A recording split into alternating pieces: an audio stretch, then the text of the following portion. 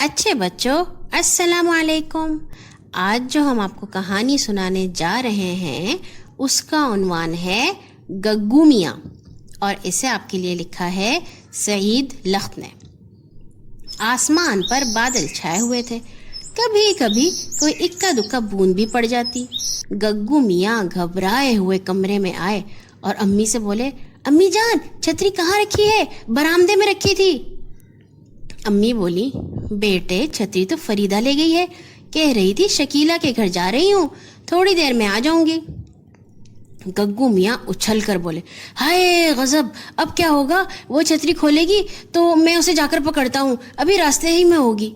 अम्मी रोकती ही रह गई और गग्गू मियाँ घर से निकल ये जा और वो जा। अभी थोड़ी दूर गए थे कि रास्ते में डाकिया मिला। गग्गू मियाँ रुक गए और बोले, क्यों हाजी साहिब, आपने मेरी बहन फर्रो को देखा है? अभी अभी उधर को गई है। डाकिया बोला, अरे मियाँ बरखुरदार, ये कहाँ की तमीज है? ना सलाम ना दुआ, झट से सवाल कर दिया। गग्गू मियाँ बोले, अस्सलाम वालेकुम, अस्सलाम वालेकुम। अब ये बताइए कि आपने मेरी बहन को देखा है? अगर देखा है तो उसके हाथ में छतरी थी? अगर थी तो खुली? डाकिया बोला, अरे रे रे रे रे रे, तुमने तो एक ही सांस में इतनी सारी बातें पूछ डाली।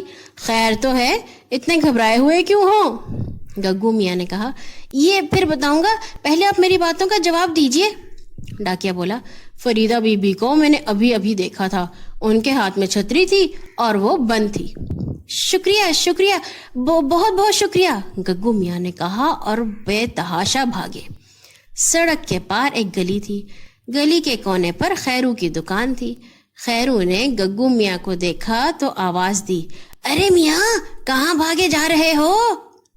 गग्गू मियाँ ने कहा, ये फिर बताऊंगा, पहले आप ये बताइए, आपने मेरी बहन फर्रो को देखा है? हाँ हाँ, खैरू बोला, अभी अभी वो मुझसे एक आने की गाजरें ले गई हैं, कहती थी अपनी सहेली शकीला के साथ खाऊंगी। शुक्रिया शुक्रिया, गग्गू मियाँ बोले। अब ये बताइए, उनके हाथ में छतरी थी? अगर थी तो खुली थी या बंद? खैरू बोला, छतरी, हाँ हाँ छतरी थी तो, पर मियाँ ये याद नहीं खुली थी या बंद थी। गग्गू मियाँ ने खैरू को सलाम किया और गली में घुस गए।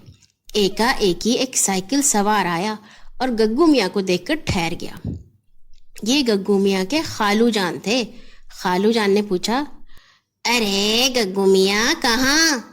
अब्बा जान भी खैरियत से है, अम्मी जान भी खैरियत से है, मैं भी खैरियत से हूँ। फरीदा का पता नहीं, वो मुझे मिलती ही नहीं। खालू जान बोले, फरीदा तो अभी अभी मुझे मिली थी, शकीला के घर जा रही थी।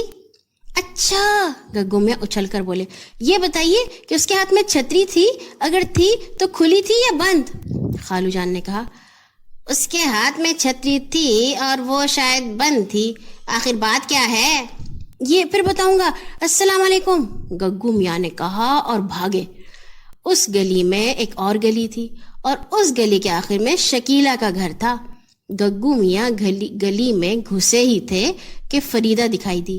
वो शकीला के दरवाजे के करीब पहुंच गई थी। गग्गू मियाँ ने जोर से कहा, फर्रो फर्रो, ठहरो, छतरी मत खोलना। फरीदा ठहर गई।